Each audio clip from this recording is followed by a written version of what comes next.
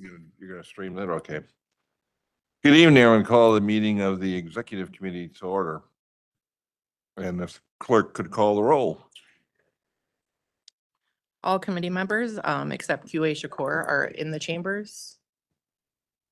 Okay, item number 1 is approval of the minutes from the previous meeting. Second. Motion's been made and seconded to approve the minutes. All in favor, say aye. Opposed?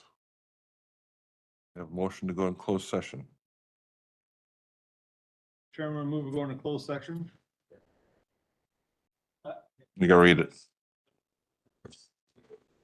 So I'll make a motion, we're moving to closed session in approximately 25 minutes. It's anticipated that the executive committee will meet in closed session pursuant to section 19.851E of the Wisconsin State Statute to deliberate and or negotiate the purchasing of public properties, investment of public funds, or conduction of other specified public business where competitive reasons require a closed session, specifically to discuss the investment of public funds for a prospective economic development project in the village of Mount Pleasant and a prospective economic development project in either the village of Mount Pleasant or the village of Caledonia. Motion's been made and seconded. A roll call vote, please. Supervisor Rakowski, Supervisor Capellion, Supervisor Spencer, Supervisor Hopkins, Supervisor Miller, Supervisor Trottier, Vice Chair Meyer, Aye. Chairman Kramer. Aye. We are in closed session and we'll be having the session behind in the conference room.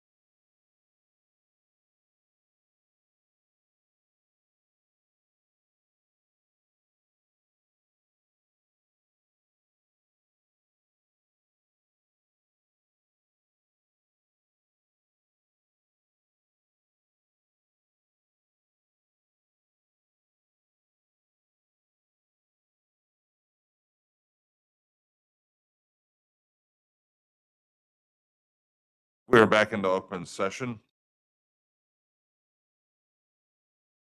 Item number 4 is reconsideration of resolution 2025 by executive committee regarding the May 7th, 2025 track and field incident that occurred within Racine County and the county's commitment to inclusive and respectful school communities.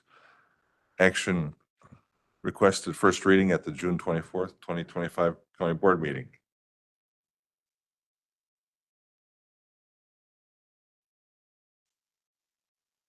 Attached,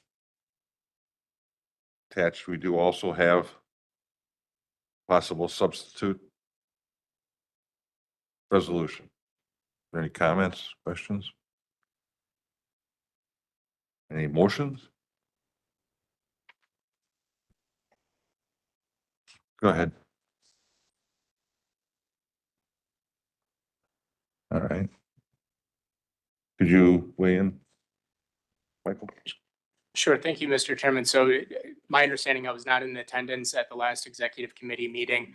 At that meeting, there was consideration of an individual supervisor resolution regarding generally the same topics that are the substance of the executive committee resolution that is before you this evening.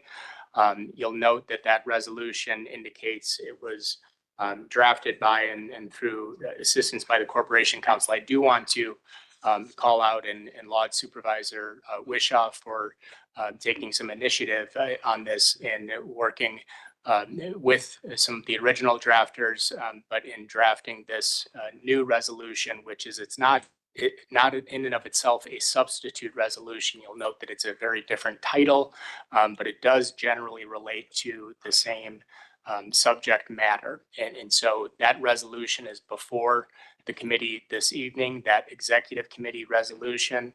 And that's where we're at this stage. That's where we're at right now. So I have not heard a motion or second, so. But it's before if there's. So the wording of reconsideration is what I heard. I don't know. did I say? How do we bring forth the new resolution? The executive committee resolution is on the agenda to be discussed this evening without any sort of motion to remove from the table. It is a standalone, separate committee sponsored resolution.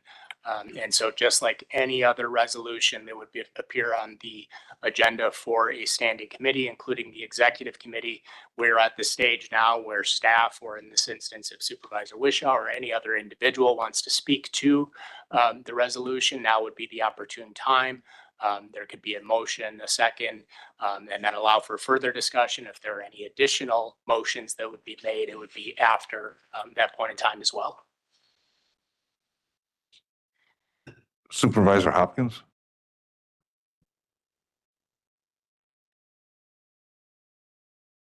All right. Supervisor Rutkowski. So as I recall from 2 weeks ago, one of the main objections to that resolution was that it was singling out one particular school. So at the time, I imagined that that's easily solved. Just mention the other schools involved. This new resolution, I think, is an improvement over the suggestions sent by the superintendent of Waterford Schools, in that that suggestion was some incident happened on May 7th somewhere. This one at least mentions Racine County. I'm curious though, I don't recall reading about anything, lines 28 to 30, whereas the board also condemns the racially insensitive inflammatory comments that were made and circulated online following the incident, which serve only to deepen division. I didn't read about those incidents in the report. I don't know what they're referring to. I don't know why that's included. Okay. Right now, we don't have a motion on the floor. We're getting into the discussion versus the process. Oh, okay. So any more process questions? Supervisor Spencer? I see to Supervisor Wishaw at this point. Supervisor Wish, you got a process question? No, I don't have a process question. I would just ask that we respectfully consider the resolution as presented.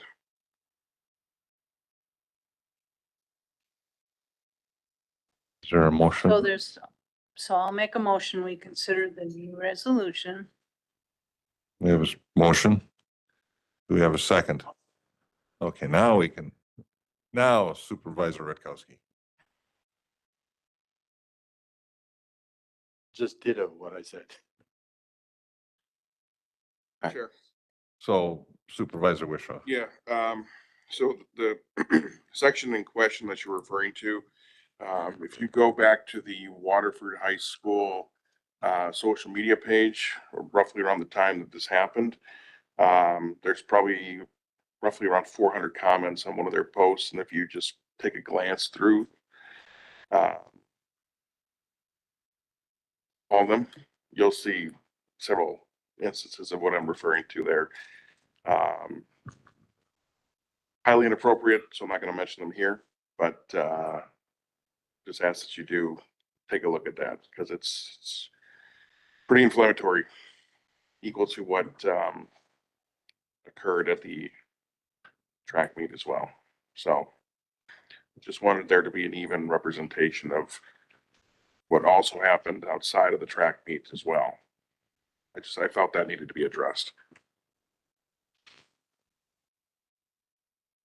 Supervisor Hopkins. All right, so at the very least, it's been an interesting, curious journey concerning the related resolutions over the past month or so. This present resolution is an important step to take. I think it's a very important step to take. It reflects the kind of leadership from us that we in the community can stand behind. So. Supervisor Caprellian. Thank you. I was able to watch the last meeting. I apologize that I was not here, but I say this with the deepest respect to my colleagues. And I think I'm of a different position now because I've served for 15 years. And through my time of serving, there's been handfuls of resolutions that have come because of various reasons that become before the elected body that may not seem like they're under the purview of what we are elected to do and what we swear to oath to do. But when people are genuinely hurt by an outrage or an injustice, I understand the instant reaction of we need to do something. And which as an elected official, passing a resolution might seem like that's the right fit.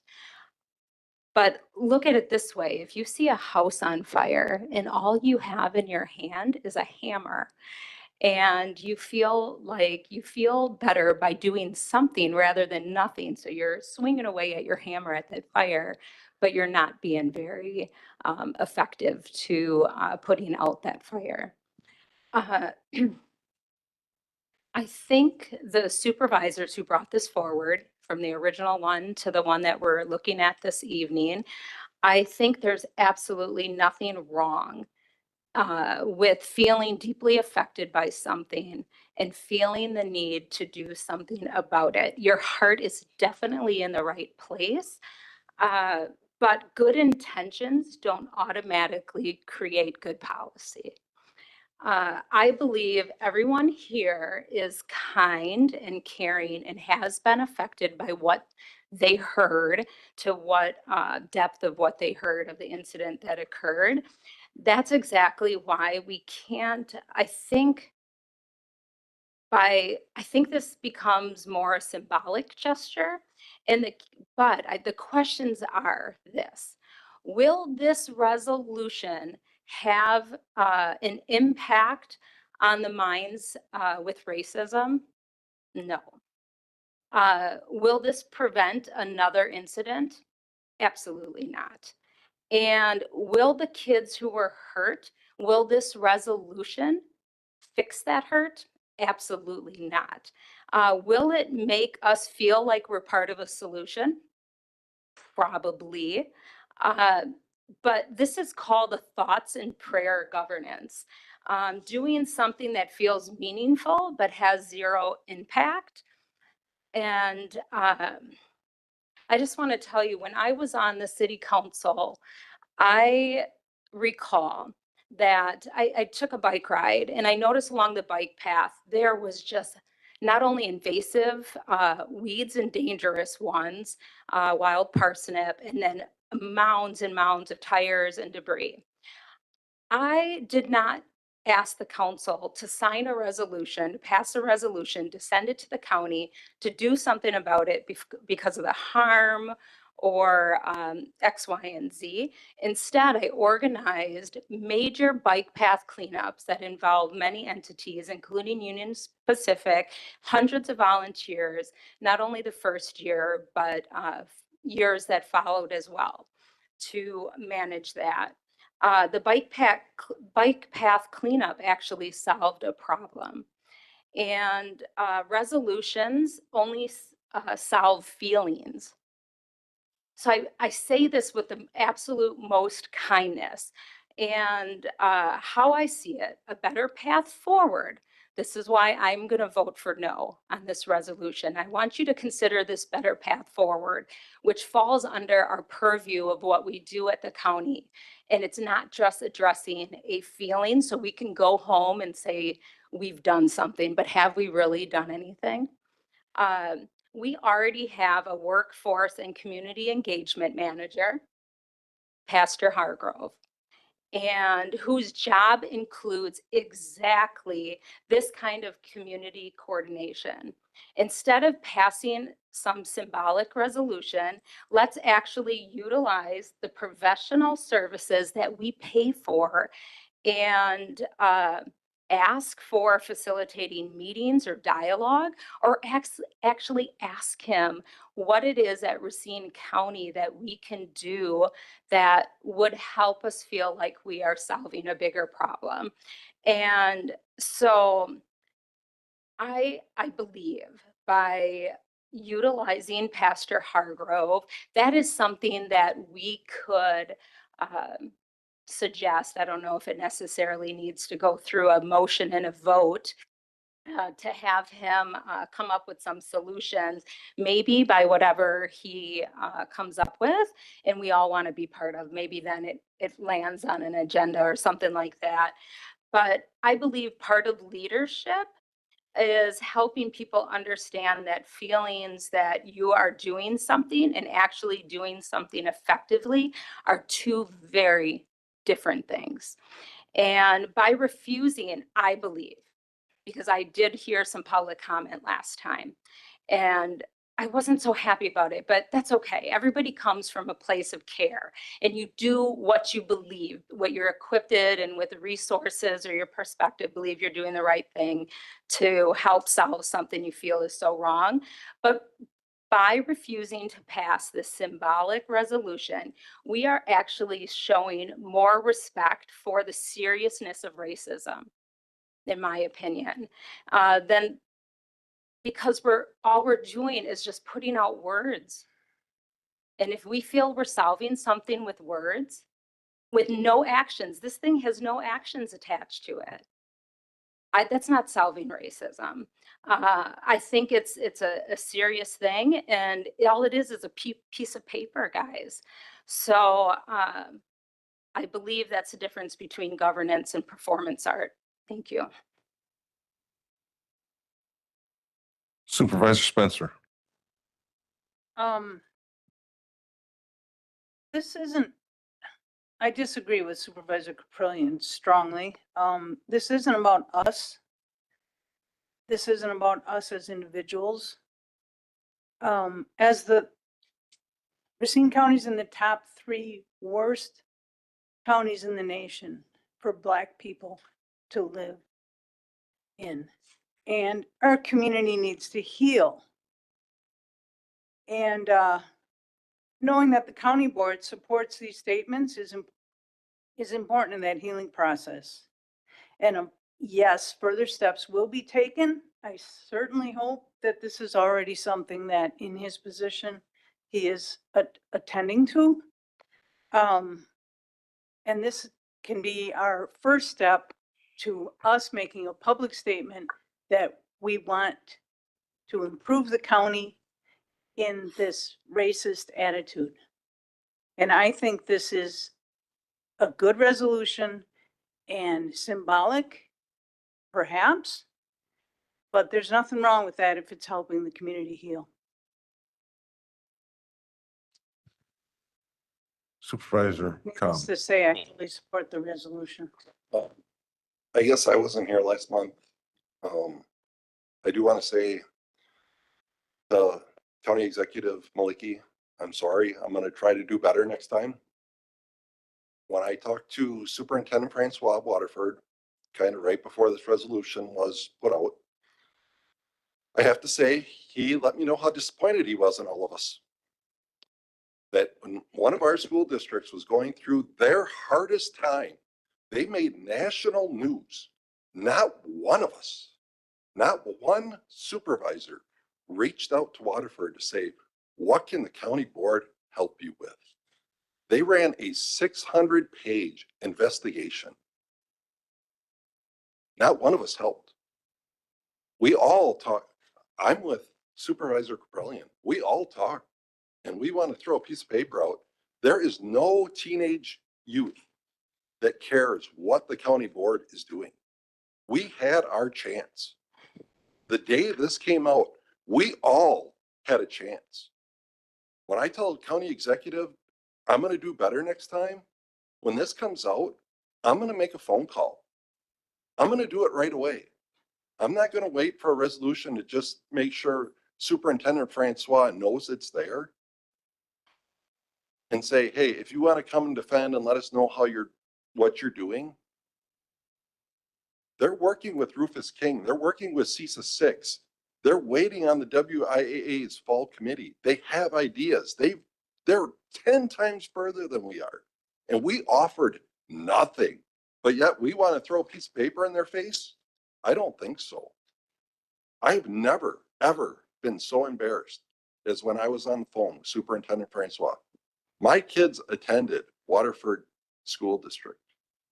There's a lot of good people that had a lot of sleepless nights. They were condemned. If somebody came to that podium right now and went off on a racist remarks that we couldn't stop, and the national news said how bad the Racine County Board of Supervisors were, how would we like it when all the municipalities gathered up and threw us under the bus and not offered us one bit of support? I feel like that's what this is. If you want to write a resolution to the WIAA on how we change punishments, you want to write a letter to Governor Ives on some of the ideas of incorporating any WIAA event or suspension, that we encourage all AAU, all club sports to honor that same suspension for anything like this, I will be the first one to sign it. My daughter was 6'3", stood out like a sore thumb playing sports, and had stuff said to her that there's no way I can repeat. It never happened at Waterford. The athletic director, Stober, is one of the best athletic directors I've seen. I have attended a lot of sporting events. She did not deserve this thrown in her face when it wasn't even one of her students. And she lost many, many sleepless nights. They have hours and hours of extra time to do this investigation. So yes, I have to admit, I am very disappointed in myself and all of us that we didn't do better for our school districts. Supervisor Hopkins. I believe the superintendent of Waterford expressed some concerns around Waterford Union High School being singled out. And in fact, this resolution addresses those concerns. In terms of his language, in terms of his stance, the communications that I've had with him, emails recently, very recently of this week, those concerns he had have been addressed absolutely in this resolution. So that's one. Secondly, this is more than just feelings. And I disagree with the questionable aspect as far as what it accomplishes. I think it speaks very powerfully to our community. about what this county respects and what this county upholds and what it honors in terms of racial justice, in terms of honoring human dignity. Those are very, very important principles. And it's more than just frivolous feelings and meaningless paper. This speaks to principle, it speaks to leadership, and this is probably one of the best ways we can demonstrate the kind of leadership I think this community can be proud of and stand behind. So 100% in favor of this resolution. Supervisor Spencer. I want to say that immediately after we heard about this event, we were contacted by people in our community about this happened in your county. And yes, it wasn't just Waterford, it wasn't Waterford's students necessarily, but there is open enrollment. So there, it could have been students from other municipalities who were going to Waterford school. But we were contacted immediately in our community. Those of us who live on the eastern part of the county, there were meetings held. This came out on the 7th, and whatever that first Thursday was after that, there were meetings held online to, what are you going to do? What are you going to do to help us heal? And I think this is the very least we can do. And yes, we have to do a lot more, but this is the least we can do to get it started.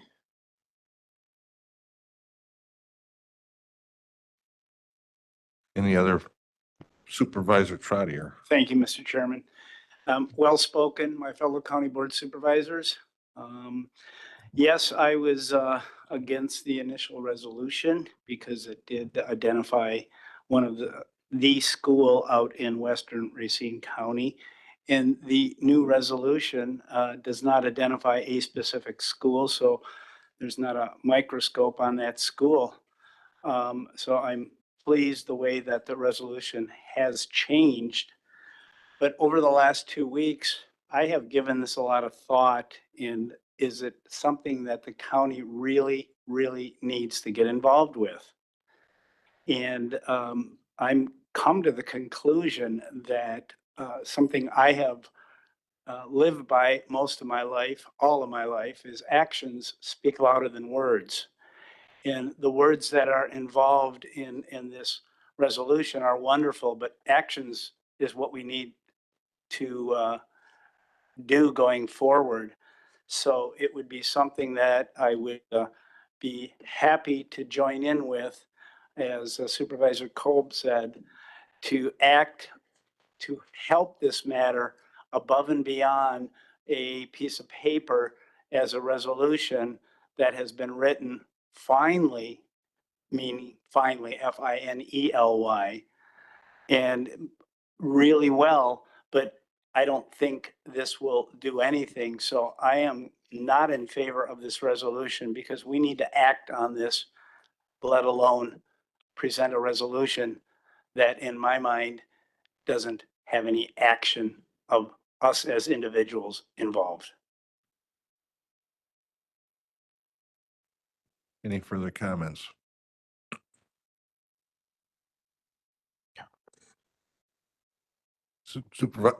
Supervisor Hopkins?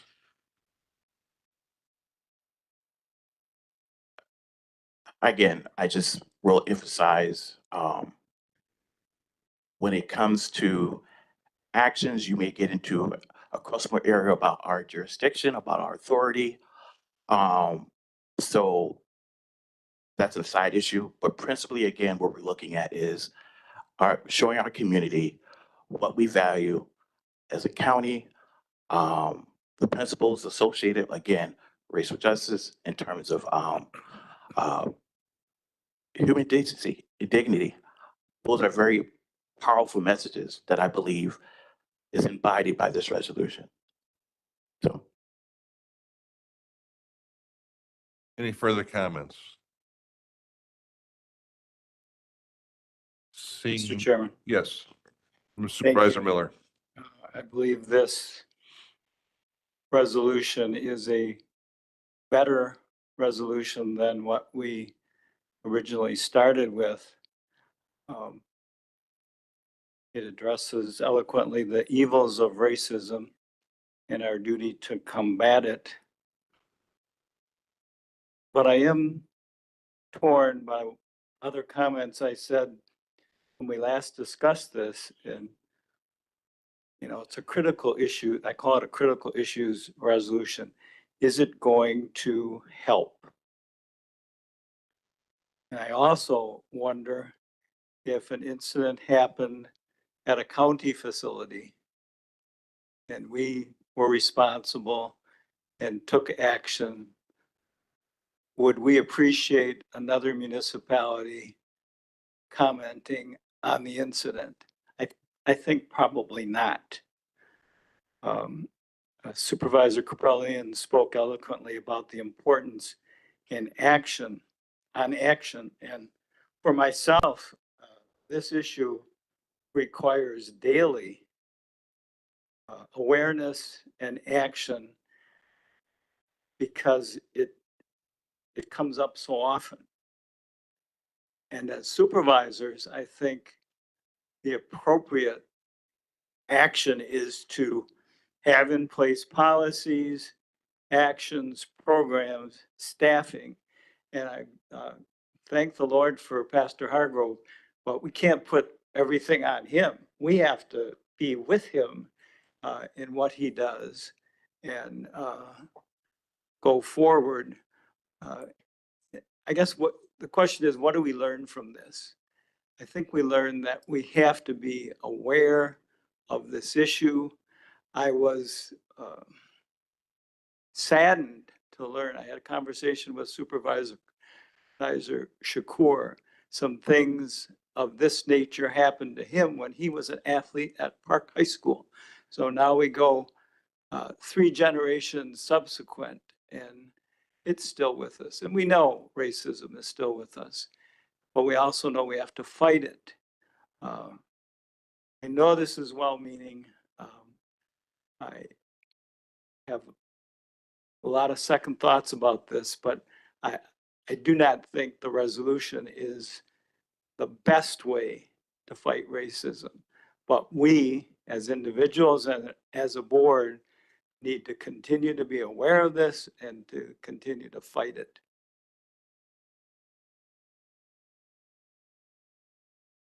Supervisor Spencer.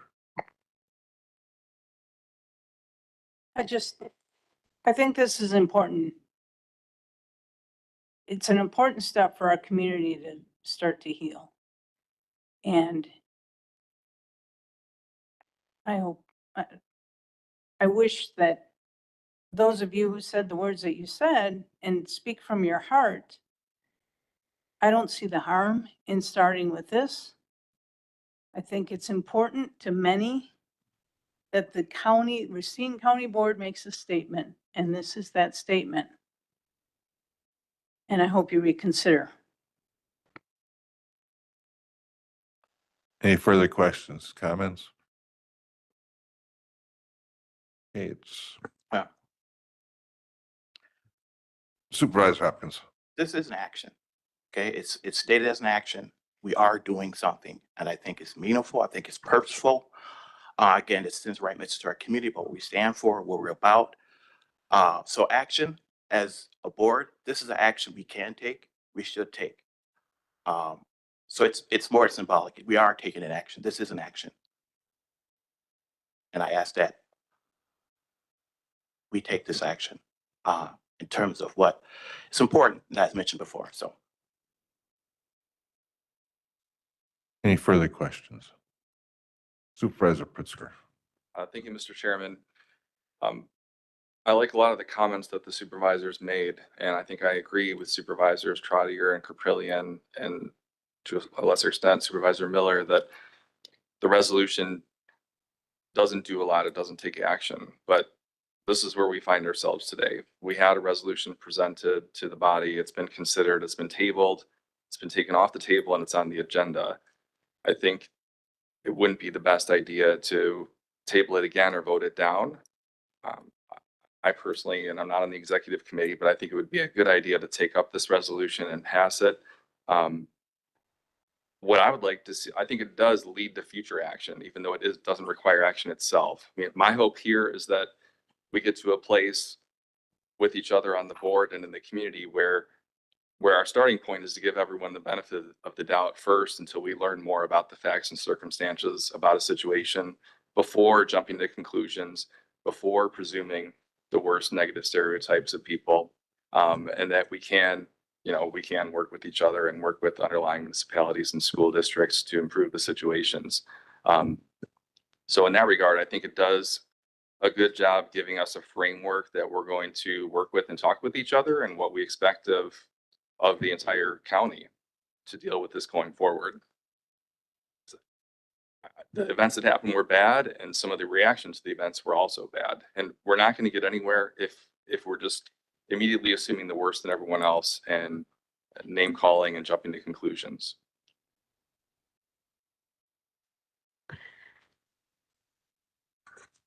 Supervisor Caprellian. Thank you.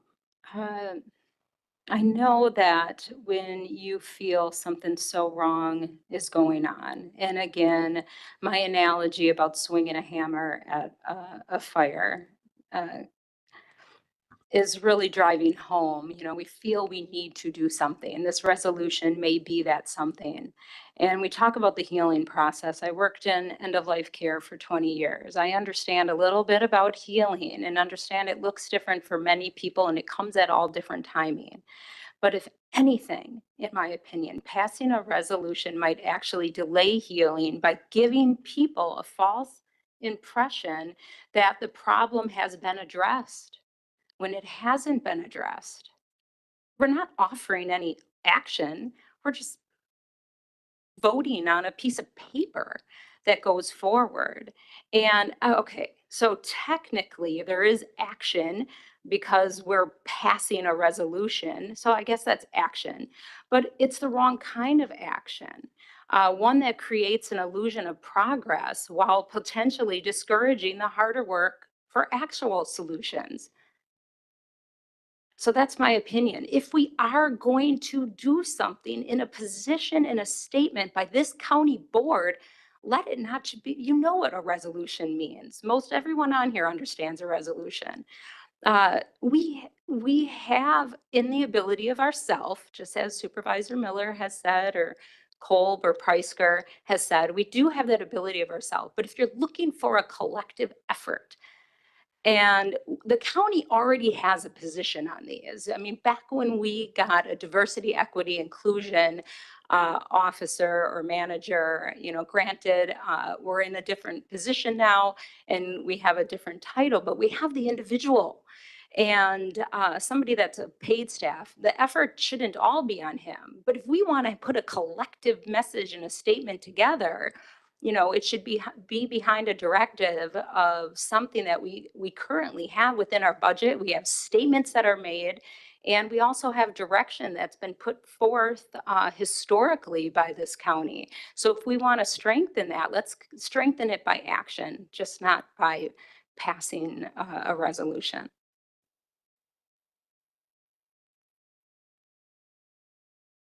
Any other comments? I'm going to call the question then. Thank you. Call the roll. Supervisor Rakowski, how do you vote? I have some clarification. We are voting for the resolution introduced tonight. This one that's on the back of the agenda. Then. Okay, aye. Supervisor Capellian. Supervisor Spencer. Supervisor Shakur. Supervisor Hopkins. Supervisor Miller. Aye. Supervisor Trottier. No. Vice Chairman Meyer. No. Chairman Kramer. Aye. That is 6 ayes, so it moves forward. 6 ayes, 3 noes. 6 ayes, 3 noes. 6 ayes, 3 noes, so it's going to go for first reading on the tonight's meeting.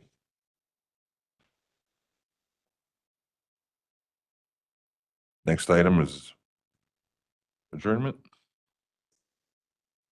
We are adjourned.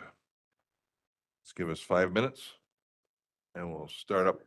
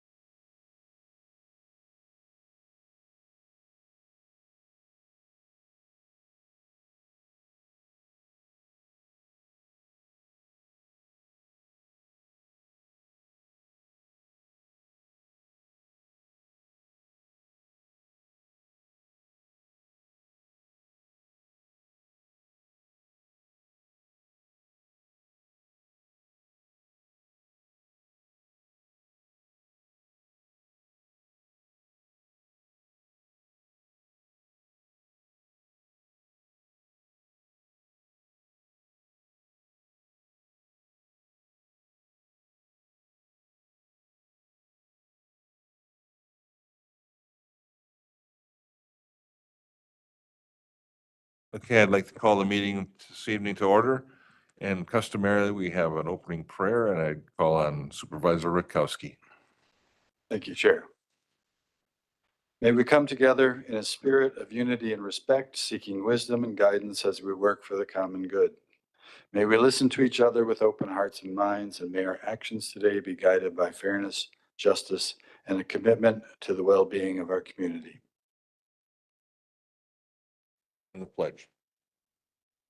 I pledge allegiance to the flag of the United States of America and to the republic for which it stands, one nation, under God, indivisible, with liberty and justice for all.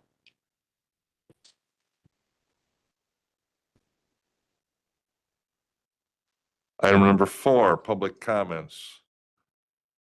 Pursuant to section 2-71 of the Racine County Code of Ordinances, each speaker shall be allotted a maximum of 3 minutes. Any visitors want to make comments? Do we get any?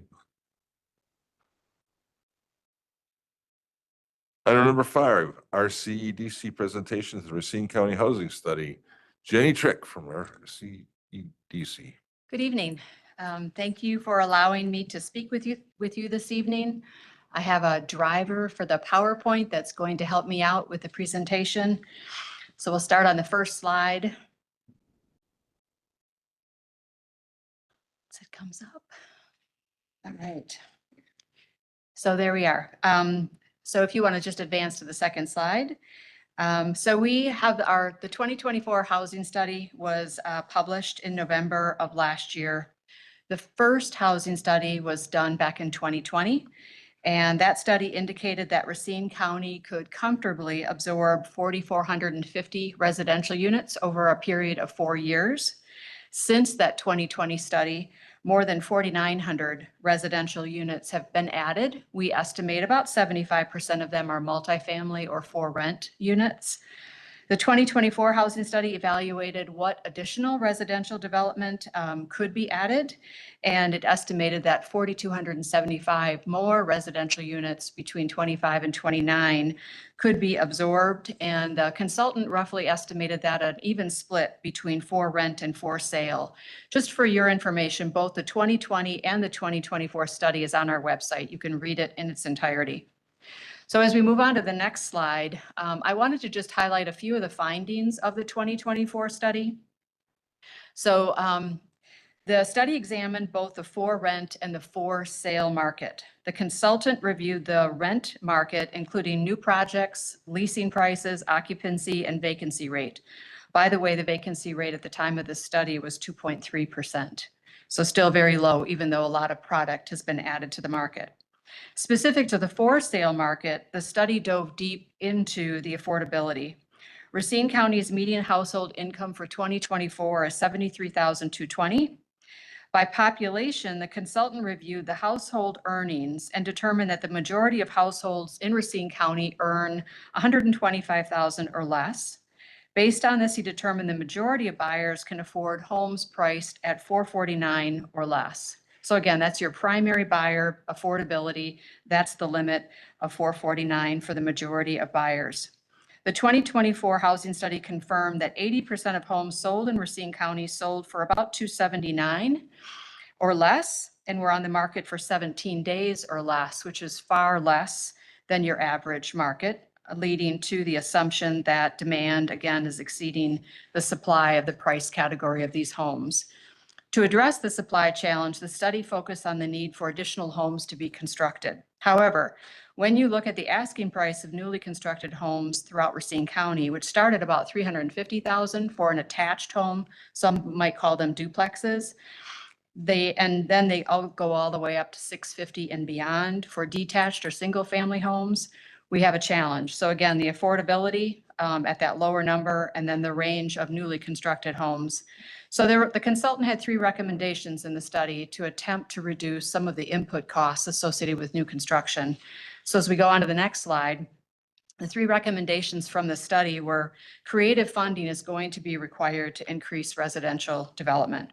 Second, the consultant encouraged municipalities to examine their zoning ordinances, review processes, impact fees to determine if there are efficiencies or fee reductions that can be implemented. And third, it was the consultant's opinion to convene developers and municipalities to work together on these challenges to, again, increase more residential development. Going on to the next slide, we started at the top of the list. So RCDC added within its strategic plan this year to spend time on the opportunity to increase more residential development. So we researched many communities that have done housing studies, are experiencing more residential development to determine what tools have been effective in their communities. As we collected this information, we shared it with our leadership council, which includes our county executive and numerous elected leaders throughout the county, and business representatives. At our first quarterly meeting, we hosted the Sheboygan County Economic Development Corporation and learned about their program, how it was started, and so on. And I'll share a little bit more details in the next couple slides. At our second quarterly meeting, we hosted Newman Development. This is a developer that's been developing regionally. I think in Waterford is the closest one, but also in Washington County, which was a community that we were studying as well. And also in April, the county executive, Hope Otto, and a couple of our staff members went to Washington County, met with the county executive, looked at a couple of their different housing developments, and learned a little bit more about their incentive programs. And so that's kind of what I wanted to share tonight, to give you a couple of examples throughout the region. As we go on to the next slide, you'll see the first one is Sheboygan County. So Sheboygan, of all of them that we looked at, is the far most aggressive as it relates to managing a program. It's also the most heavily funded. So in 2020 in Sheboygan, local employers, which are part of their economic development corporation, voiced their concerns that they were not able to attract sufficient number of employees and talent to their businesses and the community. So Sheboygan included it within their strategic plan, identified housing as a gap or a challenge for talent recruitment and retention. After much discussion, it was determined that Sheboygan Economic Development Corporation would take on the development lead, would form a housing committee, manage a new housing fund, design subdivisions, and construct houses. With the financial support from 4 companies, a total of $8 million was funded, and it included this development fund. And in addition, Sheboygan County allocated another $2 million in federal dollars to the initiative, so a total of $10 million dedicated to their housing initiative. In addition to the development fund, the community also created a down payment assistance program for eligible home buyers. So going on to the next slide, you can see the results from Sheboygan County. So their first subdivision broke ground in 2023. At the end of 2024, 95 homes were built or sold. In addition to the 95 homes, a multifamily developer was recruited and developed an apartment and condominium development that included 84 additional units. Given the success of their endeavors, they have planned another 94 homes that will be constructed next year and into 2027. As I mentioned, the program also has a 20% down payment assistance grant for first-time home buyers and for buyers relocating outside of Sheboygan County. As of June of this year, 32 buyers utilized the down payment assistance program, and these buyers are working at 31 different businesses at Sheboygan. So to recap, significant private funding, dedicated staff, development undertaken by the Economic Development Corporation, capped pricing of the homes, and a down payment assistance incentive for eligible buyers. Going on to the next slide, we talk about Washington County. So a little further to the south. And as I mentioned, this was a community that we toured in April, saw some of their developments. County Executive Showman was elected in 2020, and his effort was he wanted to lead a talent attraction effort that included housing. So the new housing program was officially launched in 2021. After the housing study they adopted indicated 4,000 new residential units were needed. So very similar to ours. We're at about 4,200. They had 4,000. Their price point was a little lower than ours. Ours, if you remember, is $449 and below for the majority of the buyers. Theirs was at $350. The program that they developed has 2 elements. One's directed at developers and the second is directed at home buyers. Similar to Sheboygan County, for homes utilizing the developer incentive, the home prices are capped. In Washington County, they wanted everything to be less than $420,000. Specifically, they wanted to see 80% of the homes sold for $360,000 or less, and all of them for $420,000 and less.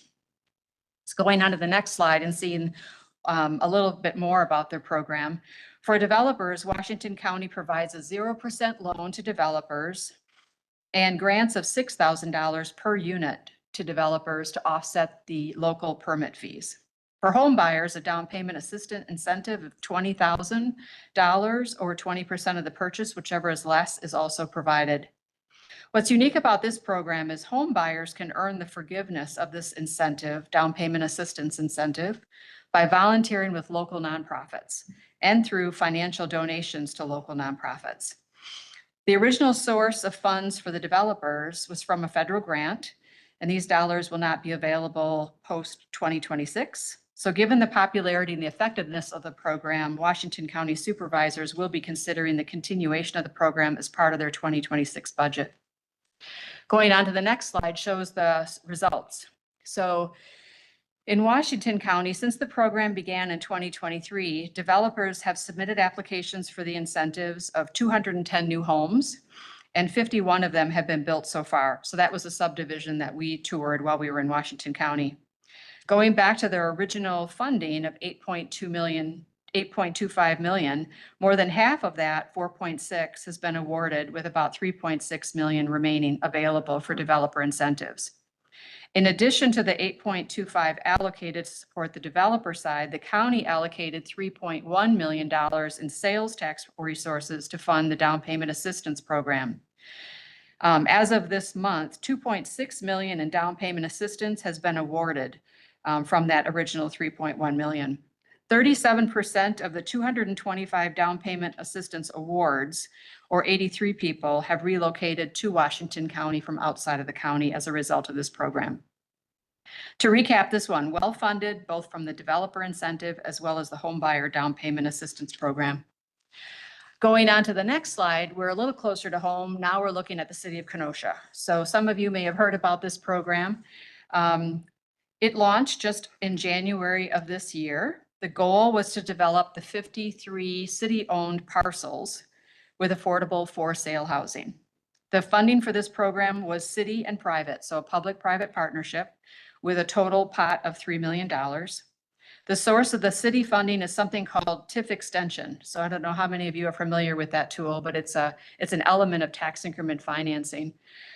Where if you have a tax increment district that is maturing because of either time or the debt has been paid off, the municipality can extend it for 1 year and utilize that increment from up to 1 year to address any affordable housing throughout the community wide. So it's a very powerful tool, and a lot of communities that we researched are using that tool to address some of their affordable housing challenges. Similar to other programs, there is an incentive in City of Kenosha for both the developer and another one for the home buyer. For the developer, a portion of the public-private funding, the $3 million that I referred to, has been deposited in a local bank, and it's dispersed up to 50% of the home construction at a rate not to exceed 5.75. So it's a favorable rate, but only 50%. The other 50% has to come from a portion of equity and just regular private bank funding. For the home buyer, up to $50,000 is provided as a 0% loan as a down payment assistance, with no payments due unless the house is sold or ownership is transferred. And unique to this program is the loan repayment has a schedule based on the time that the home buyer remains in the house, and it's forgiven over time. So if the homeowner stays there for 30 years, only 20% of that $50,000 loan is due at the sale or ownership transfer. The next slide talks about the results. So again, it's a relatively new program. As I mentioned, it was only launched in January, but they've had some pretty good success already. So kudos to them. According to the city, 10 home builders pulled pre-qualification applications, and 7 of the 10 were deemed qualified. 20 sites, so again, 53 total, 20 sites have already been approved for construction, and 4 homes are already under construction. So to summarize this program, total funding is $3 million, half from the city, half from a private donation from a local employer. 2 incentives, one for the developer, one for the home buyer. The developer incentive is 50% of the construction financing at a rate not more than 5.75. And the home buyer is eligible to receive up to $50,000 as a second mortgage at 0% and no payments unless the property is sold or the ownership is transferred, and up to 80% of that can be forgiven over time. It's noteworthy that in addition to the city program, our counterpart, Kenosha Area Business Alliance, has been working with the Kenosha County Executive to facilitate 3 task force listening sessions and work groups to determine what programs are needed to accelerate more residential development across the entirety of Kenosha County, not just in the city. Going on to the next slide, my last example for tonight is from Whitewater, smaller community over in Walworth County. They launched an initiative in 2023. This is another example of a community using the TIF extension tool. So they utilized that program and allocated $1.9 million to this program.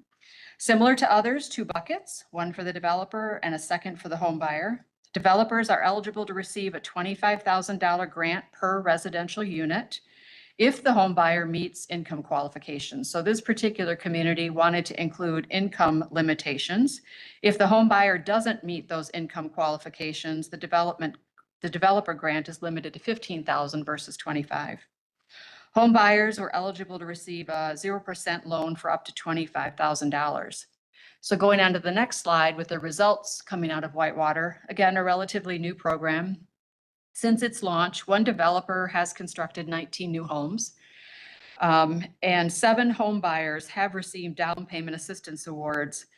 According to the city, they haven't had as much traction with this program that they wanted. And so they've held several listening sessions to better understand how the program may need to be adjusted to get a little bit more interest in it. And then the last slide is really about next steps. So all of this stuff is interesting, but I think the question we're all facing is this: we're not alone in this housing challenge and having a lack of supply of housing overall. Many communities are actually finding it's not just that primary buyer that you could argue depends on how you define affordability, but that 449 or below is kind of our primary buyer in Racine County. But many communities are finding it's senior housing, it's affordable housing, workforce housing, however you categorize it, there's just a lack of supply overall. So it's a question of, does Racine County agree that we should do more or let the market take care of itself? What a lot of communities have done, and Kenosha is an example of what they're continuing to do, is they are holding listening sessions. Because I think we can all agree better decisions are made when more voices are heard. And I think we haven't heard enough from the development community itself. And I would love to have the opportunity to work with County Executive Malicki and Don Trottier to host some of these so we can learn a little bit more. So we make sure that if there is a desire by Racine County to take a more active hand in encouraging more residential development, making sure that the tools that we put together are actually effective versus doing it in a vacuum. But I'm grateful for the opportunity to work with our county executive and Supervisor Trottier, and I'm super anxious to hear about your thoughts and questions and see if I can come up with any answers. So I'll hand it back to the chairman. Fair. Thank you. Supervisor Wishaw. Thank you. Just a comment. If you plan to hold those listening sessions, please consider strongly on the west end. Absolutely. Great to have a presence out there. Thank you. Supervisor Pritzker. Thank you, Mr. Chairman. Jenny, I have a couple of questions about this. I'm not even sure where to start. I've been thinking about it for a while. The city of Burlington is dealing with this too. It's a problem in all of Racine County. I guess to start with, I would say I think we need a good mix of housing. I think countywide we have aging demographics. There's more single person households, which makes housing less affordable. And then I think at the younger end, I think for people right out of school or just starting their careers, there aren't a lot of options either. I know my nieces and nephews are getting apartments out of the county because there aren't really any like newer mid-grade, places where they want to live in the county. But to the affordability, if the cost of construction now is like $200 per square foot and people want like 2,500 square feet, which is just sort of a normal modest place, that makes it 500,000. And then the only way you make it more affordable is smaller. And there's a certain point where it's where it's too small, right? Where it just isn't going to work for, you know, even a single person household, let alone maybe four or five. I mean, I guess if I was just thought about it, maybe I'll defer to the bankers and real estate experts on the board. But I mean, I joke with people, there are three ways to make housing affordable that have existed since the beginning of time. And that's, you know, get a better job or more income, get a roommate, and save a bigger down payment, which I know is all easier than it sounds, but a lot of people do it and have done it over time. I'm totally for the county investing in this because if you're not sick of it already, you'll all be sick of me hearing net new construction, but anything that we can invest in as a county that's going to lead to more net new construction that helps with our levy, it would be good.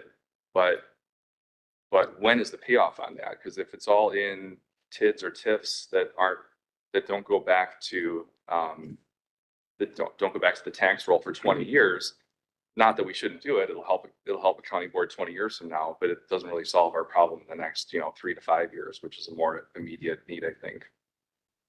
I know it's a lot, but maybe I'll just start the discussion among the rest of the board. Wrote it all down. Thank you. Thanks. Supervisor Secor. Thank you, Mr. Chairman. I'm going to be quick and brief to the point.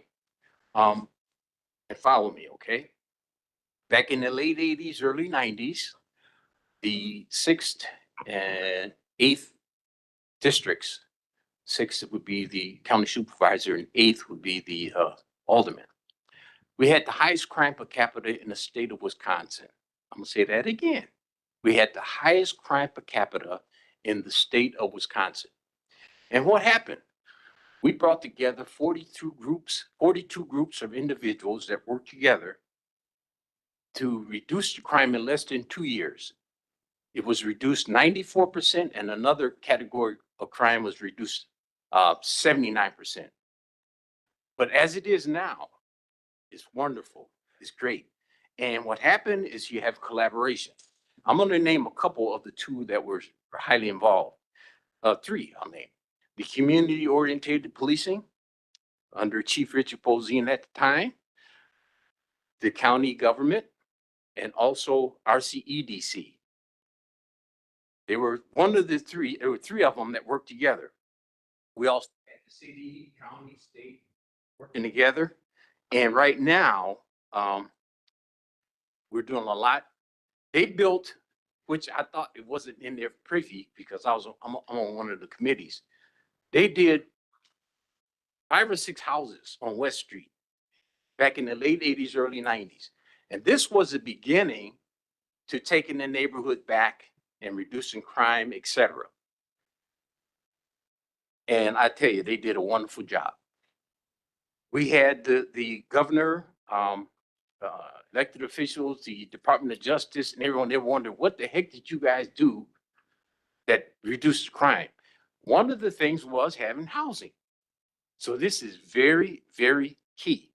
So whenever the county can get involved, we need to be involved, have all boots on the ground and making it happen. Right now, there's a health clinic that's being built over in the King area, Lincoln King area. And also there's new housing coming up over there. And that is key to reducing all the crime. So I was fortunate and blessed to be able to be a county supervisor and also an alderman for the 30 years that I've been in this business. And so 16, I was playing both roles. And this is what made it happen. And if we want to get more construction, which would help us out with the budgeting and things like that, these are some things that are guaranteed and will work. So I want to thank our CEDC and all the other partners that help with the county, start Boy Scouts and a whole lot of things.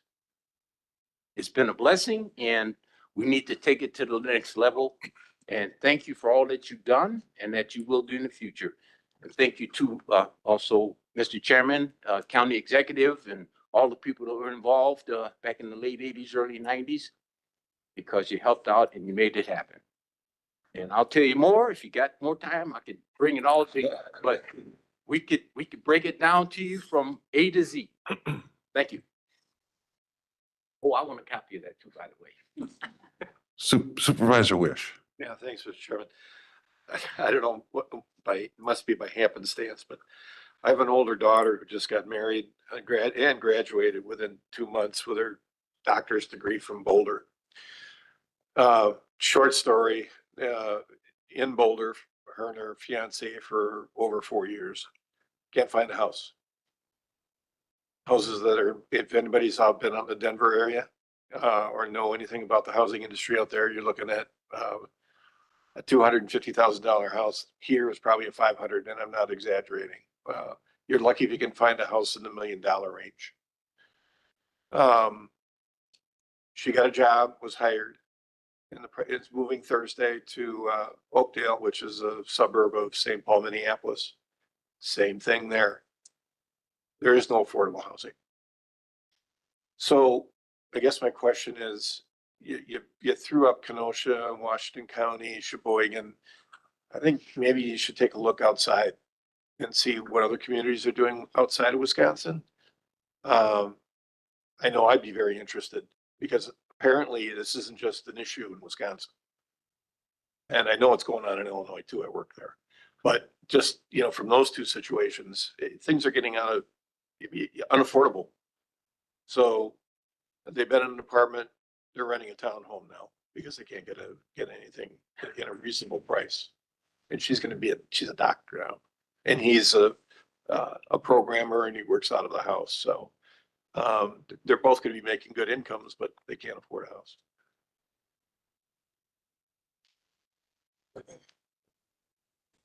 Supervisor Kolb. When you were looking into these programs, when they were like capping the price, is there quality standards? Like, cause I know like putting a new roof on a house is stupid expensive. Is there quality standards that we, if we invest in this, we don't have people getting 15-year shingles instead of 30-year shingles, and we don't have bottom end, we were just talking about the price of a new furnace and air conditioning. Is there ways to make sure that we don't set these people up for failure and that we make sure they're getting the quality they deserve? Yeah, most of the programs that we looked at, and they varied, but all of them had a housing committee. So they had other specialists, not me, like I know my own house, but I don't know housing. But they had housing committees that would determine the standards, the application, the eligibility, that would weigh in on it. But then the most extreme example, Sheboygan, who's acting as the developer, they're very much hands-on because then they're the ones that are picking out the shingles, the siding, the windows, et cetera. Whereas other communities that are not acting as developers are putting in those minimums. For example, you'd look for cost savings. So many of them looked at, do we need a basement? In this area, you do. I mean, for just everybody expects a basement. You've got stuff, you need to store it, but it's also for storm purposes as well as just that cold barrier and frost, et cetera. So there has to be that minimum, if you will, standard of, garage. Again, Wisconsin, you need a garage, long term, but you'd have to place those into your program to determine that, to keep those standards in place so you're not getting poorly built quality product. Vice Chairman Meyer. Thank you, Jenny. A couple of quick questions in regards to some of those houses that they're trying to keep under $360,000. There's multiple communities. Do they have a square footage? Would they share that with you as far as kind of a square footage or a lot size? Just kind of going by memory a little bit because I was able to sit in with you on that one at Gateway. I think that was mainly focused on Sheboygan as far as how they were doing that housing study and stuff up there. Just kind of curious to see if they had published anything on the square footages of the houses or the lot sizes, just in relation to that dollar amount. Because around here, $360,000 home it's going to be usually on a pretty small lot. It's usually in the city. Yeah, in particular, Washington County was very open about that. And they would hearken back to, county executive, I'm sure you'll probably remember this too, County Executive Malicki. He'll ask the question, tell me about your first mortgage. How big was your house? How big was your lot? So it kind of goes back to the 1950s when you had, smaller parcels and your house was maybe 12 or 1,400 square feet. So that's one of the matters, the solutions in here is going back to the review of subdivision ordinances, because there are some municipalities that only, like the minimum might be 10,000 square feet. Whereas in the city of Whitewater, they actually changed their ordinance to allow a 6,000 square foot parcel as the minimum, as well as reduce the house to 800 square feet. So municipalities will have their own limitations and requirements, but some of those ordinances perhaps need to be reviewed to determine a more affordable opportunity might be a smaller lot, because then you can get more houses within a subdivision. And that's what some of these municipalities are doing. Sheboygan, Washington County are allowing such things so that you can make sense of it financially. Okay. And also too, if you might be interested too, we could reach out to Racine Kenosha Builders Association. I can be a helpful conduit to maybe bring you guys in to talk to them at one of our monthly meetings. That'd be great. I'll take you up on that. Thank you. Thank you. Supervisor Pritzker. Thank you, Mr. Chairman. I like the idea of this, smaller homes and lots. I think there's a demand for single family homes. I grew up in a house that was only 1,200 square feet on a quarter acre lot in the suburbs of Chicago. But one thing I'm curious about is if we're going to invest in this, we want a certain, I guess, what is the ideal allocation of housing stock to either senior housing or rental properties versus owner occupied and single family homes? I know I was surprised, I think, by the level of renter occupied single family homes, both in the city of Racine and the city of Burlington. So I think as we plan for new development, I think we don't want to go overboard with rental properties, because so much of the existing stock, even the single family homes, are being rented and not owner occupied. And I think that also leads to the pricing problem, because if the houses are not going up for sale, no one has an opportunity to buy them. There's such few, a lot of what's driving it right now, besides the cost of construction being high, is the existing inventory is just not turning over. Either because they're renter occupied or because people have a mortgage that's 3% now and they're never going to leave for 30 years. So I don't know how we can solve those problems, but I just want to make sure we aren't over allocating to a certain type of housing and then not having enough of single family owner occupied. And most communities that we looked at really didn't touch the for rent through these programs. Seems to be TIF assistance through municipalities are able to support multifamily in a meaningful way, where for sale, single family homes were more in line with these types of programs. So supporting that versus rental. Okay, thanks. Any further questions? Supervisor Miller. Thank you, Mr. Chairman.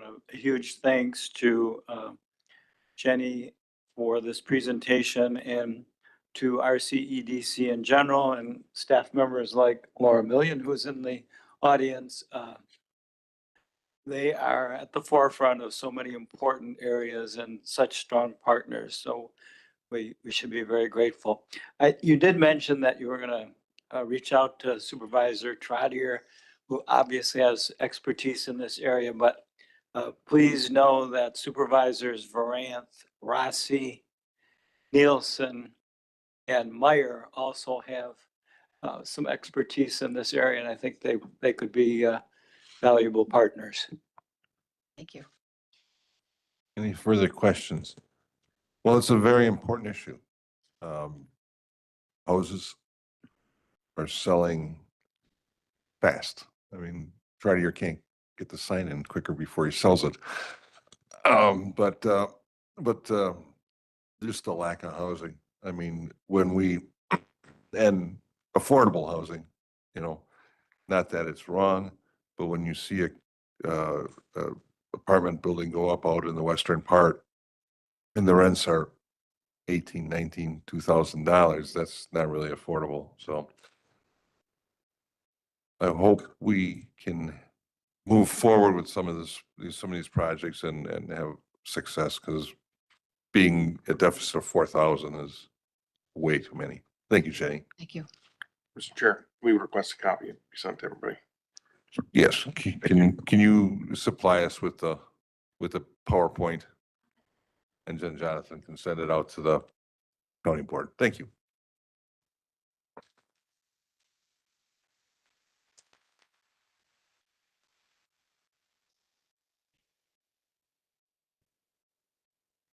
Item number 6, reading of the minutes of the previous meeting, which is automatically waived unless requested by a majority of the members present.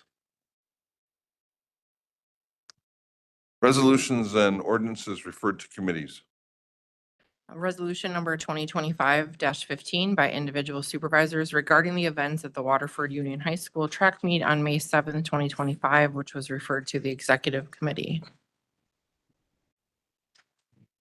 Item number 8, introduction of resolutions and ordinances referred for first reading and referral.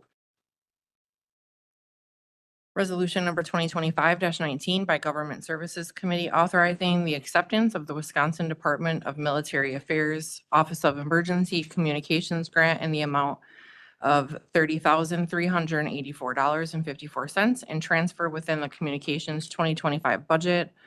Resolution number 2025-20 by Government Services Committee authorizing the acceptance of the Wisconsin Department of Justice's State Crisis Intervention Program Grant in the amount of $75,000 and transfer within the Sheriff's 2025 budget. Resolution number 2025-21 by Public Works, Parks, and Facilities Committee authorizing the submission of a Wisconsin Department of Natural Resources 2025 boating infrastructure grant application and commitment of local matching funds up to $1.5 million. Resolution 2025-22 by Finance and Human Resources Committee authorizing Racine County to make an investment of an additional $100,000 for the purpose of a loan to the Racine County Board of Drainage Commissioners to pay for the maintenance, repair, and operating functions required to satisfy the Farm Number 1 Waterford Drainage District specifications obligation under Wisconsin Admin Code 48.20. Resolution number 2025-23 by Finance and Human Resources Committee authorizing Racine County to make an investment of up to $125,000 for the purpose of creating a revolving loan fund for business and economic development purposes to assist small and micro business borrowers in Racine County. And resolution number 2025-24 by Finance and Human Resources Committee authorizing the settlement of the claim of Joseph Colosso. Supervisor Caprellian. Thank you. I would ask that resolution number 2025-19 and 2025-20 be up tonight for first and second reading. Motion.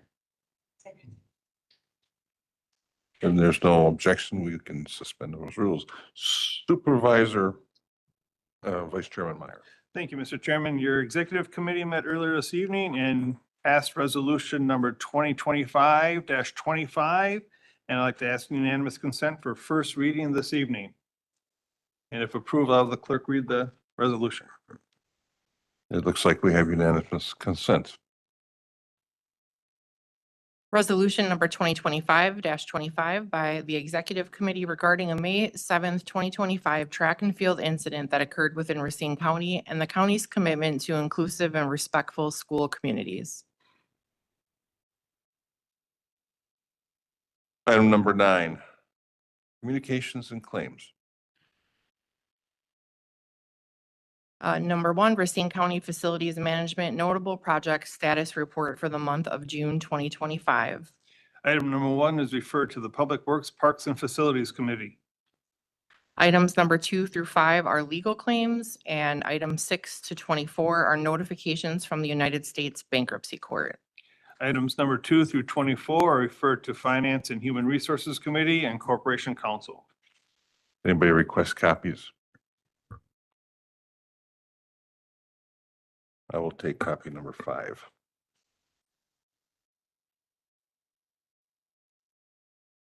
Communications from the county executive, item number 10. Report number 2025-11 by County Executive making a reappointment to the Golf Course Improvement Committee, which was referred to Public Works, Parks, and Facilities Committee. Supervisor Hopkins. All right, so we have the appointees of Mike Dawson, Arthur Iverson, and Don Lisecki was unanimously approved by the Public Works Committee.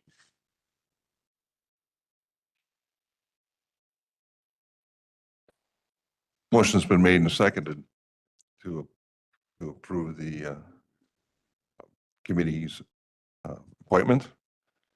Any further questions? I'll call the question. All in favor, say aye. Aye. Opposed? Motion carried. Report number 2025-14 by County Executive, making reappointments to the Zoning Board of Adjustment, which was referred to Economic Development and Land Use Planning Committee. Supervisor Rutkowski. Thank you, Mr. Chairman. Last Monday, the Economic Development and Land Use Planning Committee voted to approve the reappointment of David Hendricks and Frederick Chart to the Zoning Board of Adjustment. I make a motion to confirm those appointments. Motion's been made and seconded. Any comments or questions? Well, I'll call the question. All in favor, say aye. Opposed? Motion carried. Report number 2025-22 by County Executive, making a reappointment to the Local Emergency Planning Committee, which was referred to the Government Services Committee. Supervisor Caprellian. Thank you. I would ask if Government Services could take this item up this evening, as we have not taken it up yet, and we will not be meeting in July. Okay. Second. Okay, that was from Government Services. If Government Services has any questions or objections at this time. Let me just say for the record, this is for Aaron Bixby, and this is a reappointment to the committee for a term ending December 31st, 2026. Hearing no discussion, all those on Government Services in favor, please say aye. Aye. Is there any opposed? Okay, with that, I would like to make a motion to the full county board for approval of, okay. Motion's been made and seconded to reappoint Aaron Bixby, you said, to the government for the Local Emergency Planning Committee. Any questions, comments? All in favor, say aye. Opposed? Motion's carried. Item number 11, standing committee reports containing recommendations on items referred. There are no reports. Second reading of resolutions and ordinances. Under majority vote, ordinance number 2025-18 by Executive Committee amending Chapter 2 of the Racine County Code of Ordinances relating to the Prairie Lakes Library System. Mr. Chairman. Second. Motion's been made and seconded. Supervisor Meyer. Thank you, Mr. Chairman. Ordinance 2025-18 is just some updating in the legal verbiage of the Racine County Code of Ordinances related to the Prairie Lakes Library System. Corporate Counsel Lansdorf is here to answer any questions if we would have anything else, or Supervisor Miller probably could answer some questions as well if there's any questions. Are there any questions? Mr. Chairman. Mr. Supervisor Miller. Just so we, those who may be new, we used to have the Lake Shores Library System, which was collaboration between Racine and Walworth County. Now we have Prairie Lakes, which the board established 2 years ago. This updates the ordinance. The Prairie Lakes system is Rock, Walworth, and Racine counties.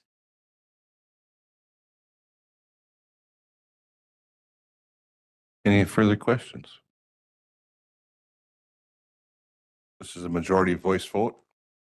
All in favor, say aye. Opposed? Motion carried. Under 2/3 of majority vote, resolution number 2025-16 by Finance and Human Resources Committee authorizing the acceptance of a regional conservation partnership program grant through the Sand County Foundation in the amount of $100,000 and transfer within the Land Conservation 2025 budget. And resolution number 2025-17 by Finance and Human Resources Committee authorizing a multi-year contract with RT Vision for electronic timekeeping and transfer of $15,275 within the Public Works and Development Services 2025 budget. We got a motion made and seconded. Supervisor Troutier. Thank you, Mr. Chairman. In regards to resolution 2025-16, a $100,000 grant is being transferred into the Land Conservation 2025 budget from the Sand County Foundation, which is a national nonprofit which provides farmers, ranchers, and forest landowners, in this case primarily farmers, incentive payments to use soil health practices.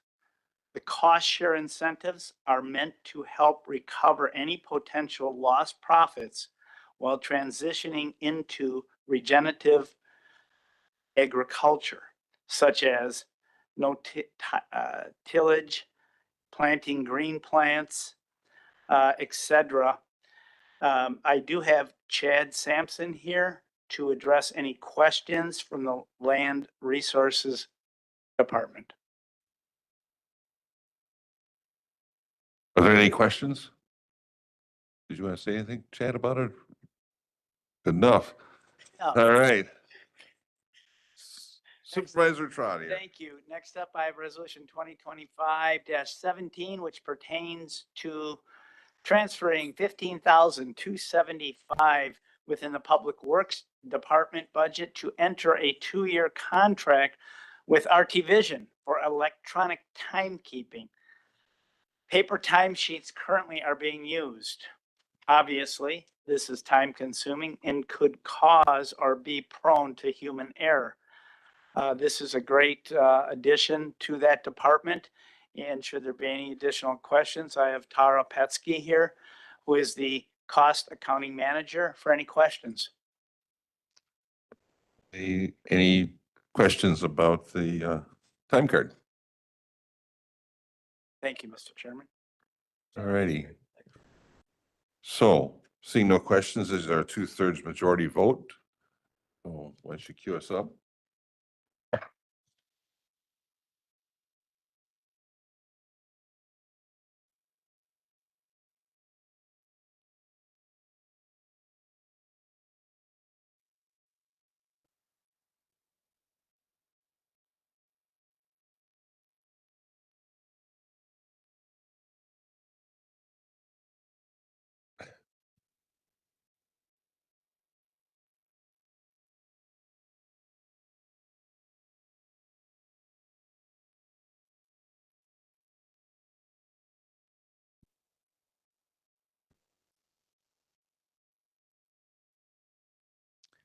Uh, 20 ayes, Horwath is absent, motion carries. Item number 13, recommendation, what's it? Oh, getting ahead of myself. Supervisor Capellion. Great, thank you. We have first resolution 2025-19, and this is Racine County seeks to improve the emergency communication infrastructure by accepting a $30,384.54 grant from the Wisconsin Department of Military Affairs. The funding will support the purchase and integration of 2 multi-band radio control stations and enhancing the county's dispatch council network. This technology upgrade will improve the radio resource sharing and interoperability, particularly with the new WISCOM 800 system, ensuring that we have more efficient communication for public safety personnel. Oh, Jackie is still here. So Jackie is here if people were to have questions or if she needed to speak more on what I said. Are there any questions? All right. Why don't you continue on? Do you want me to do that or do you want me to do the? Why don't you make a motion to approve and then we'll go to the next one. I'll And make then- a motion to approve. And we got a second. So I got a motion and a second. Why don't we go to the next? Okay, very good. Resolution number 2025-20. Now, this is a $75,000 grant from the Wisconsin Department of Justice State Crisis Intervention Program. It will enable Racine County to implement an advanced automated license plate recognition system along the I-94 corridor. The technology will support the county's violent crime reduction initiative by providing real-time vehicle data, enhancing investigative capabilities, and serving as both an investigative tool and a public safety deterrent, all while maintaining strict privacy and protection and responsible use protocol. Captain Evans is here, and this is a pretty big item, and so maybe he would want to come up and speak if I'm missing some crucial. I've got the presentation here. If you'd like me to give that just for everybody that hasn't seen it, would you prefer that? I should just note this has gone before Government Services and the Finance Committee, both this and the previous item before too. So I'm the lucky one. I made it up here tonight. Go ahead. Mr. Ospach, if you want to give me the presentation, I can run through this with you guys pretty quickly. I think it answers a lot of the questions. I've given this presentation now twice, like they said, and so I'll try to make sure I hit all of the spots that have been asked about a little bit. So if we go back one slide, John, real quick, just so you guys know what we're talking about, the image on the first slide here, that you'll see scattered throughout our community already. And so I'm going to talk about that more, but what you see is you see a camera mounted to a crash resistant pole. It's a crumple rated pole for DOT right-of-ways along all of our roadways. There's strict guidelines for what can be posted there. These poles fit within those guidelines. And then below that solar panel, you see there's like a cellular connection box, and then the solar panel to power the whole thing. If we can go to the next slide, what I'd like to talk to you guys about a little bit is just an overview of the county, some things that I realized as I looked into this further. I want to talk about how we're actually going to use this system. So that's the improving suspect ID with this advanced recognition system. I want to talk about our privacy. I think it's really important as we move forward with technology. How do we manage privacy so that we're not getting into that big brother era, right? We want to use technology responsibly, but we also need to be responsible with the data. So we want to identify that right up front. Our fiscal responsibility and our strategy, and then why it's a smart investment. We'll go to the next slide. So Racine County is home, as you guys know, to 200,000 residents, right? What I thought was surprising is when I took a larger look in the Wisconsin metro area, there's 1.5 million people. But then we're really close. We're a county away from the Illinois metro area, and that's 9.5 million people. There's 11 million additional people that surround us, and that's not counting a lot of the outskirts or people that travel through. If you look at the Wisconsin DMV registration guides, there's 52,048 cars that were registered. That's new vehicles registered just in 2023, just in Racine County. The Wisconsin DOT traffic count map says that there's about 300,000 vehicles that go through our county daily. Vehicles are incredibly important. You all know this, to how we live in Wisconsin, right? There's a study that was done both by the IACP and also by Carfax. They identified both 70 and 75%. So IACP, which is the International Association of Chiefs of Police, said that 70% of crimes, and specifically violent crimes, involve a vehicle. 70%. Carfax put that number at 75%. 75% of crimes are associated with a vehicle. That's our first lead. Vehicles lead us back to people. If we go to the next slide. So what this system does. So this is a real-time vehicle data system. It's collecting license plates and images of vehicles that are driving by. The technology supports faster case resolution by narrowing down our potential leads faster. One of the examples I like to give is if there's a tan Toyota Corolla that vandalizes your house, gets in a fist fight with somebody in a parking lot, does something that you see, how many other tan Toyota Corollas are within that first 2 minutes? Just draw a 2-minute circle on a map, and how far does that go? If you live in downtown Burlington, that's just about the whole of Burlington, right? If they're driving fast and driving reckless, if you live in Racine, you could be in Milwaukee or Kenosha in only a few minutes. There's tens, hundreds of tan Toyota Corollas, and quickly, when we get to that 30 minutes in an hour, thousands or tens of thousands of them, right? This allows us to start isolating it down. How many went by this one spot because we know this was the spot they fled through? So this system allows us to start looking at that data and narrowing down our search rapidly. This software generates detailed vehicle description using make, model, color, and unique markings, even without license plate information. So sometimes you say, hey, this person, maybe they had stickers on their car, they had damage on their vehicle, they were missing a hubcap, right? Their rear light was broken out. This system will allow us to start working towards identifying those things so we can find that suspect quicker. This method helps us identify vehicles with obscured, altered, or missing plates offering critical support when traditional identification fails. Again, I'm just going to say it, this helps us narrow that suspect pool rapidly so we can use technology so that we're only affecting the people that we need to go and find. Go to the next slide.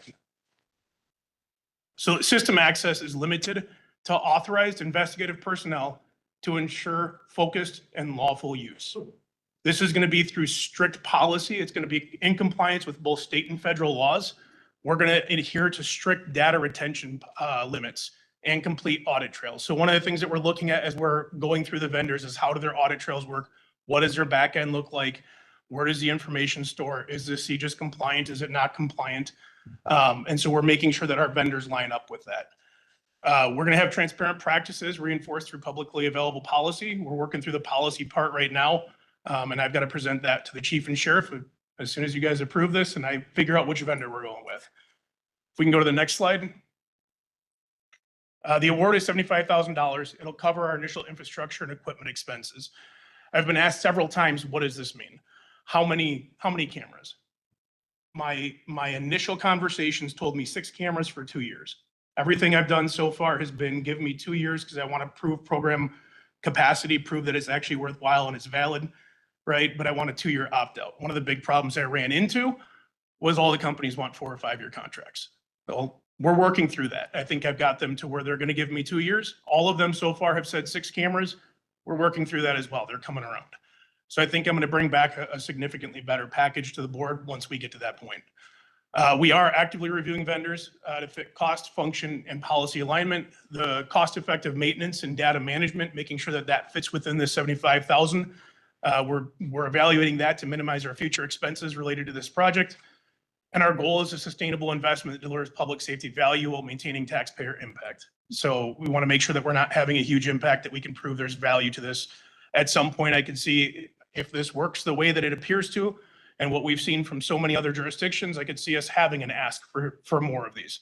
But we're working through the process now. One more slide. So the modern technology improves response times and investigative efficiency. It can cut down our investigations significantly by narrowing those leads. So we're not having to write broad warrants. We're not having to do broad and tedious searches. We can focus our resources in the places we know they're going to be best rewarded. The solution will help strengthen case outcomes and support law enforcement countywide. One of the things that was asked in some of the previous meetings was how is the information shared? There is access to the information through other law enforcement agencies. Specifically, we do house part of the system within dispatch. This system currently exists in every community around Racine County. Every community around us has it. Every local municipality in Racine County either has it or is getting it. So this already exists strongly. The alerts that are coming out are coming into dispatch. So if we get a stolen vehicle alert that comes from one of these cameras, it pops up to a dispatcher, it gets called out in the room, and it gets given over the appropriate channel for where the location of that alert is. If that was close to the interstate, as we would expect most of these cameras to be, that information can get relayed to the next county where they also have these technologies, and they can follow where that person may go yet again until we can drive home to get that person, get them off the road and put them where they need to be. Board approval positions Racine County as a forward-thinking leader in public safety innovation. As you guys have so often shown us, you've supported us incredibly. I'm wearing the body camera on my chest. You've really brought technology forward incredibly for us, and I got to thank you for that. I think this is an awesome opportunity for us to do it yet again. Happy to take any questions. Any questions? Supervisor Holt. When you were talking that all the other areas around us are already using this, is there, when you're trying to pick out a provider, is there some that work better with others, or are you kind of limited in what you're looking for, or do you need to be limited? So right now I've been given the unlimited authority to go shop what's out there and find what's best for us. One of the analogies that we had talked about at the last meeting, for several years, my wife had a Verizon phone. I had an AT&T phone for work, and so I kept AT&T for my personal phone.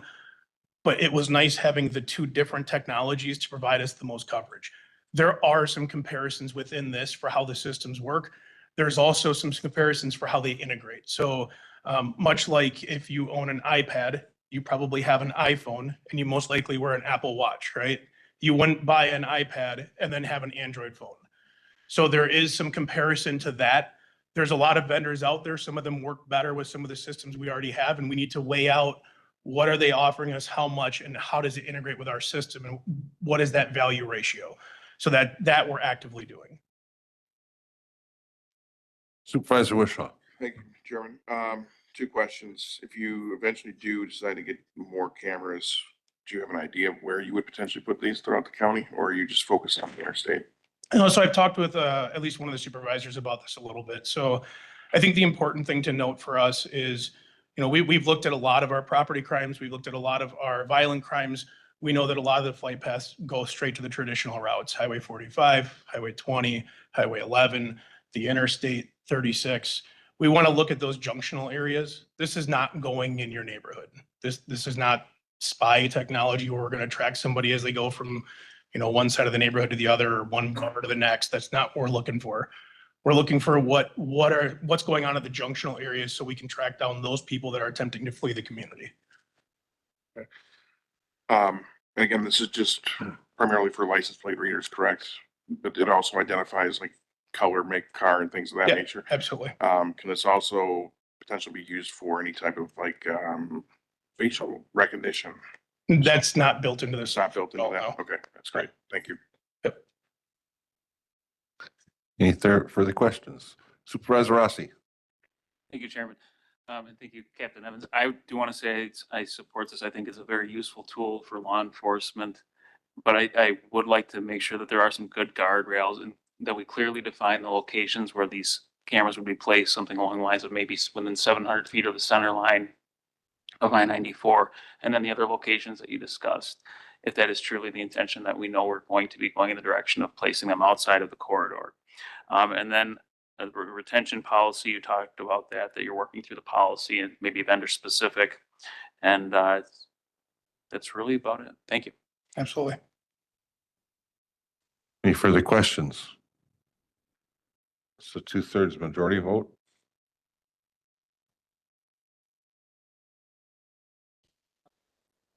Yes.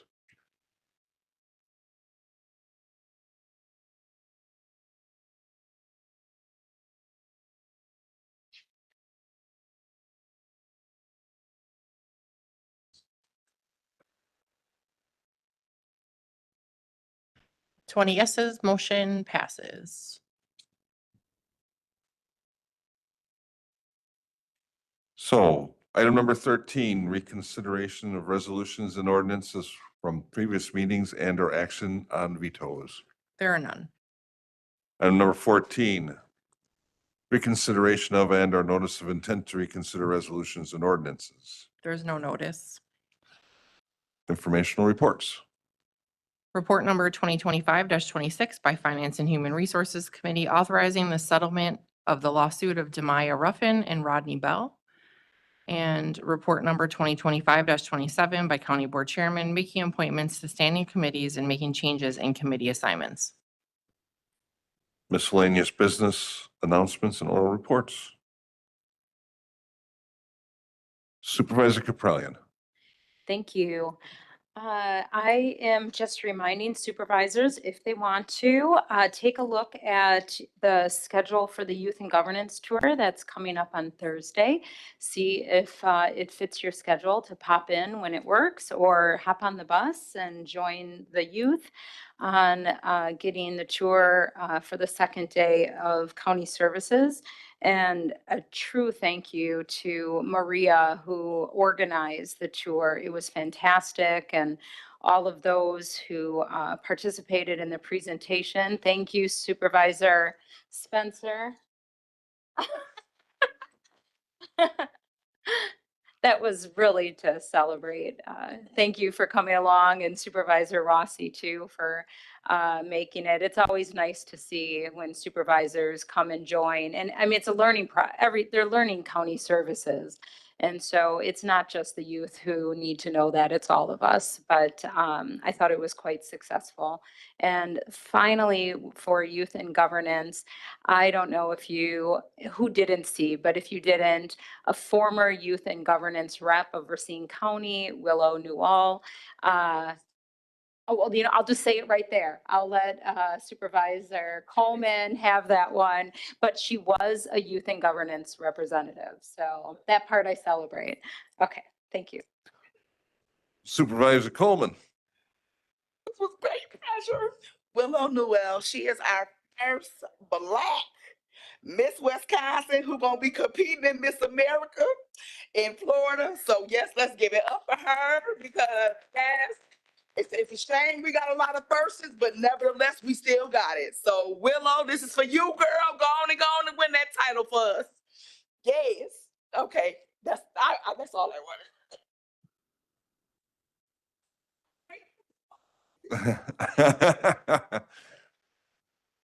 Are there any other? I just got two. First of all, June is Dairy Month, and there's a dairy breakfast out at Paul Frost's farm in the Waterford area if you're out there on Saturday. And also, Gwen Zimmer had a baby. Yes. Now you're gonna ask me. I think it was a baby girl. Yes. The baby girl. All right. Yeah. So we congratulate you if you're listening live in life. Doubtful, yeah. So